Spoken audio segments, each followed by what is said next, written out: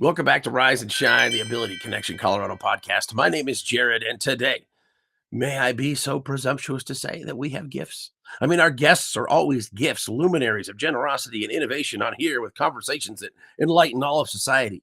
But today, along with our guest, Lloyd Lewis, the CEO of ARC Thrift Stores, who to get here, I've hounded the CEO, the venerable Judy Ham of Ability Connection Colorado, for over a year to call her friend and Mr. Lewis to get him on this show. Along with that, I'm going to get some even more gifts because I'm going to, and this is a shameless segue for this. I'm going to see if Mr. Lewis will kick in some ARC Thrift Store gift certificates for our auction. It is our Wine in the Pines auction, the 41st year, normally a live in-person event at Keystone, and it has been incredible. 1,000+ people attending. This year we're retooling, and this year you can be wherever you want without the trip to Keystone. You can get the things you need or want right here at acccoauction.org and help Employment Works, one of our 5 programs here at Ability Connection Colorado that help people get the jobs, help people get the support they need to fulfill themselves, and in doing so, the entire community and connecting us. And I got to say that, how well ARC is doing, or how well Ability Connection Colorado or Employment Works is doing is really a reflection of how well society is doing. So it's good to be connected. And at this moment, we're going to do that with we have Mr. Lewis here from ARC Thrift Stores and Judy Ham from Ability Connection Colorado. And Judy, how long have you two known each other? How many years ago, Lloyd? 20 years ago. No, it can't be. It was 20 years ago. 20 years ago. So a long time relationship and great friend to this community, does amazing things. We call on him to help us when our parents need clothing or household supplies because something's happened in their home. And he's so gracious in helping us have certificates for our families. I hear a lot about that, Lloyd, what you've been able to do for us. And just what I love to see here is that your success is rooted in the success of the community. I mean, can you talk a little bit about ARC becoming a brand name? Yeah, it's really rewarding. Over the past 20 years, our popularity has increased. The popularity of our stores and the great bargains and the great items people can pick up at our stores. The convenience of our donation areas and at our stores and donation stations, and what we do for the community. So we are now the largest funder of advocacy for people with intellectual disabilities. We fund 15 wonderful ARC advocacy chapters who help people with IDD find jobs, housing, medical services in schools. And we've also become the largest employer of people with IDD. Now 500 wonderful employees, Down syndrome, autism, cerebral palsy, all forms of developmental disabilities. And we have wonderful supplemental programs for those employees. We have an educational program we call ARC University. We have a social program we call ARC Ambassadors. And we have a community service program we call ARC Ambassador Civitans Club that we do in partnership with the International Civitans. So it's, for me as a parent of a son with Down syndrome, it's been very rewarding. And I get to work with all these great organizations like Judy's Ability Connections. And it's just, we're all committed to helping people with developmental disabilities lead better lives. And that's what we do here. That's what Judy does. That's what a lot of wonderful organizations across this state do. And it's, as a parent, it's been very rewarding to me. I'm going to be kind of gratuitous here. I want to go back. You mentioned as a parent, and that moment that seemed pretty pivotal for you when you kicked a doctor out of the room. You likely know what I'm talking about, but the birth of your son, Kennedy. And I was wondering if you could share that story. And my son, Kennedy, was born in 2003. We did not know he would have Down syndrome. And, when he was born, cute kid, the only thing I noticed was he didn't really cry at birth. Taken from the room, about an hour later, the doctor came back into the room to announce he had no good news to tell us about our son. I thought, well, maybe he died. And I said, what do you mean? He said, we suspect he has Down syndrome. And I didn't really know much about that. And I asked him to tell me about it. And when he said it was like mongoloidism, I threw him out of the room got nurses who had good information, the presence of an extra chromosome, chromosome 21, kids live with their families, they go to public schools, they participate in the community. That became an occasion for me to commit that I wanted to do as much as I could so that he would have a good life. He was in the hospital a couple of weeks on oxygen, came home on oxygen for a couple of months, but with early intervention and therapies and, advocacy, he's been a real blessing to the family. And, he is now at age 22, a Harry Potter expert. There's nothing that anyone could know about Harry Potter that he doesn't know. And he loves to tell knock knock jokes. So at our gala, it's fun to hear 700 people say "Pi who" or "Ash who," and then he does his punchline, leaps off the stage, and he's just a very loving, generous kid. He's an amazing human being, and just a real blessing to our family. You had the wherewithal in that moment to make the decision about what your son would be more than the doctor had suggested. How was that? Was there a background in understanding intellectual developmental disabilities, or No, I didn't really have any background, and I was a pretty tough CFO at the time. So people may not have predicted me to be this wonderful father of someone with intellectual disabilities. But for whatever reason, I just thought he was great, would always be great. And I committed my life to helping him. And he's made me a much better human being, although I have a long ways to go still. But he's just been a very amazing member of our family. so? And now I get to work with all these wonderful ambassadors who are all characters, love to contribute, love to work in teams, love to support each other, all have their own quirks and differences, as Judy can tell you from the people she works with. But they're amazing employees, and we've never done better. So we have increased earnings tenfold during my tenure. We've now funded $225 million to IDD advocacy and employment versus $25 million the 20 years before me. Over the next 20 years, we'll double that again. But I attribute half of that success to these wonderful employees who just make the difference in our company. Wait, are you a Scrooge story? Yeah, kind of. Did people come and quietly thank Kennedy for changing you? Yeah, I was given a distinguished alumni award from the University of Chicago Business School for public service, and I got to tell you, I was not exactly distinguished when I was there. When my classmates heard about this award, they said, "What? What happened? You did what?" So, but people that Judy and I work with, they change people. Mhm. They change people. They have this impact on people that makes them better human beings because they're such wonderful human beings. They're just very typically very kind and generous. Mhm. They Judy, don't really have agendas. Yeah. They're very honest, and they're just very terrific people. And Judy, I know your perspective is so much of that. Yes, it is, and I think that the think is that what would we lose if we did not include these wonderful folks in our world, had them be a part of the environment, part of the employment base, part of a school community. That's the goal. They offer so much, and they bring so much to the table, and they teach us to be better humans. And so, for me, it's the obvious right thing to do is to involve everyone in their community and help them do what they want to do. Yeah, an example that includes ARC is I've been following a story of a young gentleman who had a traumatic brain injury when he was a teenager, and it changed his life in an instant. And there did not seem to be a future. At least that was what people, maybe in their state of shock, could understand with their child or this young man. And he got his first job at ARC, and I spent that day with him, and it's with me forever. The gratitude, the excitement. Their employment with us becomes central parts of their life and the life of their family. And as you said, they are very appreciative of their employment and they love to contribute. They work in all aspects of our company.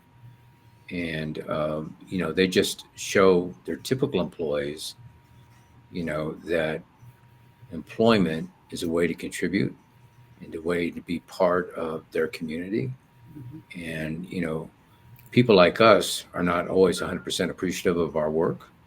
When I first started, I'd be driving on the highway, upset about real estate or something, drinking a bunch of coffee, maybe using some colorful language. And then I would go into a store and meet one of our employees with IDD. And they were so generous and kind. I began to think, okay, who's really disabled? The aggressive business guy or, or, or these wonderful people who show us generosity and love and kindness. And again, my own son inspires me, and these wonderful employees inspire me to try to be a better human being, which is not always 100% easy, but I give it a shot. I give it a shot. So your Oh, older kids must be kind of miffed about this situation because the younger ones are getting a whole different dad experience. Well, I don't know if that's necessarily the case. Yeah. I think the dad got a different experience of teenagers from my older kids in Kennedy. My son's name is Kennedy, but it's pretty much the same dad experience. But I think that people with IDD maybe have a different relationship with their parents and families. hmm. And my older kids, they're now beginning to think, well, maybe their dad wasn't so crazy and you know demanding. And as you get older, you appreciate your parents more. On the other hand, Kennedy, he is always right there with me, ready to hug and just be very appreciative. So my older kids are wonderful people, and Kennedy's a wonderful person, but they're just different kinds of people. Mhm. They're just different kinds of people. He has an older sister who got her PhD in molecular and cellular biology. She's a researcher in Seattle. When she visits, he wants to pick her up at the airport and take her to Starbucks and buy her a chocolate chip cookie and coffee with his pay card from ARC. And that means a lot to her and means a lot to him. And he has a little brother who's a junior at the University of Oklahoma. And his little brother is 6'5". Kennedy is 5'2". Mhm. If you ask Kennedy if he's as tall as his little brother, he will say absolutely. And his nickname he has for his little brother is Professor Poopy Pants from the famous cartoon series. So they have their own special relationship. That it changes the whole dynamic. Yeah, it does. Yeah. People teach other people a lot, and so if we're just open to allowing people to be a part of our world, and for them to show us what they can do and who they are. I'm struck by the story that I think Chris began to tell you, a young girl who is an artist. And she was able to, within her art, describe how her brain works. What a gift to so many people to help people understand what it's like, or your brain doesn't work the way we think it should or could, and what would have been lost if she hadn't picked up the art. When Kennedy was much younger, I went to a outing with parents of other kids with disabilities, where the parents were going to go have dinner, and our kids were going to stay behind and hang out and all that stuff. When we returned from dinner, we learned that while we were gone, a young man with Down syndrome started to choke on some food, and some people had to come help him and get him to the hospital. When I first went over to this home that evening, I noticed a young man sitting in the center of a couch with a cowboy hat, who was sort of glancing furtively back and forth at people in the room. And I could tell he had autism, and it was difficult for him to engage socially. And I thought, isn't that a shame that he's having this difficulty? But when we came back to the house after learning about this incident, this young man who I thought had difficulty connecting, in the middle of the living room, got all of the kids assembled and asked them to join him in prayer for this young man who'd been taken to the hospital. And I thought, oh my God, he was the most connected. Yeah. Somehow I misinterpreted that as not being connected. But he was so connected, he wanted to express sorrow and sympathy for this young man who'd been taken to the hospital. So we tend to evaluate people based on our own biases Mhm. and our own, reaction to how we think people are supposed to act. But then we learn how people really, relate to each other and what they have to offer if we just spend some time with them. It's so important. We talk about neurodivergence, for example, and this is a good thing for everyone to experience some divergence, as you did when you went in the convenience store and realized maybe success wasn't being angry and swilling caffeine. There's something more. Your mental path refracted in the sunlight of this enlightenment. But what we really learn in life is that everyone's divergent. That's Like exactly right. like Yes. my daughter, the PhD, I Yes. got a C in botany. I barely got that. Mhm. But my daughter has this brilliant scientific mind. And, everyone in life the three of us have divergent experiences, divergent skills, divergent opinions and beliefs. And, we learn from each other. We learn from the LGBT community. We learn from the minority community. We learn from people who, uh, you know, work in different kinds of spheres than we do. And the real goal in life is to be open to learning and relating to everybody. Mhm. And, people with IDD are, they are yet another divergent community. But when you really work with them and spend time with them, they see the world differently too. And the way they see my, people with IDD, a lot of them, if you take them to lunch, they'll think it's the best thing in the history of life, just having lunch with somebody and going out to a restaurant with somebody. We had some very popular DJs from Cozy 101 come to visit our office one day, and one of our employees with cerebral palsy brought her autograph book, and she was going to get their autographs. When they arrived, she asked me for my autograph, and I said, "My autograph?" She started with me. She got everyone's autograph. She got the receptionist's autograph. She appreciated everybody at that meeting. Not to her, we were all as important as anybody else, and that really is a very that's a quality of life that is extremely admirable and valuable that not everyone has, like she had. It's interesting. I talk to a lot of parents with children with various abilities, and the thing that I see without any aberration is that they became bigger than they thought they ever could be in the care and the spreading of awareness of their child. They start organizations, they begin fundraisers, they become these educational juggernauts within the community, sharing what the information about the kid that their child that other people may not recognize. In a philanthropic sense, I had not accomplished much at all till the birth of my son. But with his, involvement in our family, I set on this path of trying to contribute as much to people with IDD in the community as I can.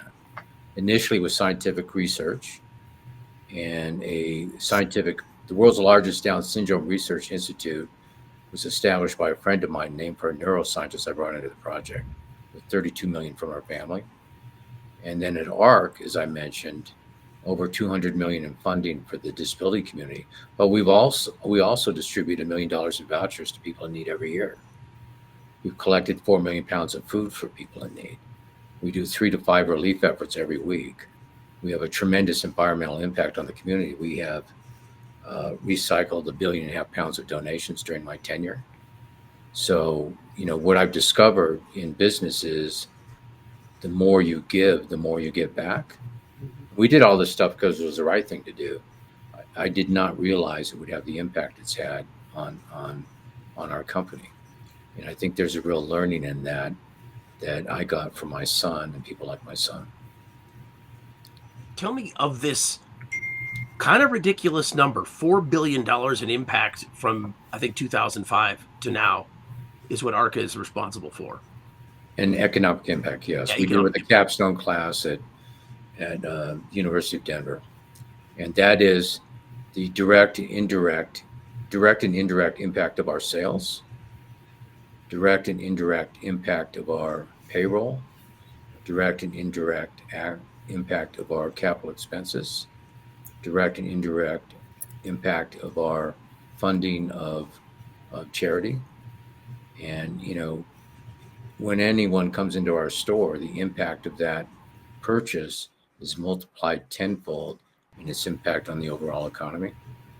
So it's a very, when we first did the study, I was hoping it'd be like $250 million or $500 million. First time we did it was nearly $2 billion. I was very surprised at what we learned from that MBA class. That is incredible. And your impact continues as, ladies and gentlemen, Lloyd Lewis has donated 2 $100 gift cards to the Ability Connection Colorado auction coming up October 22nd through the 26th at acccoauction.org. And I do want to say that I really appreciate Judy and the work that she does, and Ability Connections and the work that wonderful organization does. You guys do such great work for people like my son. And, I think you've been in your tenure longer than me, but A little bit. you have made a tremendous impact in this state. And as a father, I thank you for that, because I am benefiting from people who started this work before me. And my son has a lot more opportunity resulting from the work that Judy and others like Judy have done for him.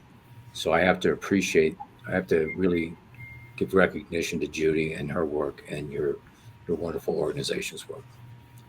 Thank you, Lloyd. And you know who I'd pass that off to? We have a parent-to-parent network that's unbelievable. They reach out to over 30,000 people a year to, help them find someone to partner with, someone who understands what it's like to be a parent. And now they've become incredible advocates in our community. And they're down at the legislature. They go to meetings, whatever's going on with our current situation. They update our parents, and it's a group of parents. They're amazing, like you. They are amazing. Yeah, it's an incredible organization, and our community is so appreciative of that organization that you created, and they do make a tremendous difference, and we all thank you for that. Well, thank you, but I didn't create it. I had someone come to me and say, "Hey, Jude, how about start listening to the parents' voices?" And I said, "Tell me what you want." And boy, they've never stopped. Hey, Jude, I think I've heard that phrase before. It'll never catch on. Yeah. So thank you. Thank you for letting us be a part of your work. And I so applaud your initiative and the impact from $4 billion is not bad, Lloyd. Yeah, it's all right. It's not bad, but we're shooting for 5. That's right. I'm not surprised. Can Business we have some Lloyd of it? is always lurking, always lurking. And I have to say that we are honored that we're able to support Ability Connections. Yeah. So nearly $500,000 a year now. Yeah. And so over my tenure, it's got to be 3-4 million, if not more. So that we consider that a You've kept us alive. privilege that we're able to do that. Well, I just want to thank some unrecognized heroes here, and Chris Jensen, who helped technically with Judy, and It doesn't seem right. ARC staff. I just want you to know that Lloyd Lewis pulled this off technically by himself. So I just linked right in. Yeah. Well, I'm not sure what was going on with Judy, but I zoomed right in, and I'm the lowest deck boomer in history. Here he is, folks, right here. Yeah. Well, because of Judy and her celebrity and stuff, there's certain protections we have to get around. Well, apparently, there's a bunch of firewalls, right? Yeah, a lot of them.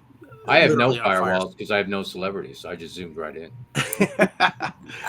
Well, Lloyd, thank you so much. And I've been looking forward to this. I have been hounding Judy for months now because she said she knew you and you were a major part of the history of Ability Connection Colorado, and so I'm very excited to have this happen. Well, this was fun. This was fun. He's everything we said he was. Yeah, you totally built him up. Yeah, you didn't say he was a whippersnapper. I will say the lighting is bad in my office, so you might do some editing. I should have dark brown hair, and there appear to be some wrinkles or something, but that also has something to do with the quality of the filming here. And I don't know if we have the technology to make the improvements you ask, but I'm going to do the best. 70 really is the new 90. So no, it's the other way around. Not for me. It might be for you. But hey, Judy, math is the first thing to go, So. That's true. That's true. My son Kennedy, by the way, academics is not his favorite, but in terms of math, he gave the best single math answer to a math question I ever heard. We asked him at dinner one night what 4 + 4 was. And his answer was, it was a vegetable, which I thought was a great answer. I thought that was a great answer. Incredible. It is a great answer. Yes. I'm going to use it. That's the kind of genius this world needs. I can't remember. Before that, he would always say everything was 52, but somehow he decided it was a vegetable. So I thought that was cool. Yeah. I'm going to tell my kids to just put that on a test and see how it goes. I have kids in school and we can experiment. Yeah, the schools aren't as inventive and creative as my son is, but we need a little more creativity in schools, I think. No, for sure. We'll give a high five to Kennedy for us. Yes, we'll do. Hey, take care of you. You know what we like to say when we say goodbye? What's that? To both of you. Please stay safe, healthy, and connected, especially to us. You don't say, don't let the door hit you on the way out? No, we don't. We've never had a reason to. We don't invite anybody that we about. Judy's so kind. I appreciate this. I have such deep empathy for the ARC marketing team. Like, is today? Yeah, they don't put me on air much. Yeah. You've learned why. Great to see you, Judy. Thanks, Lloyd. Thanks for all your great work. You're a great friend. Thank you. Take care. Bye. Bye.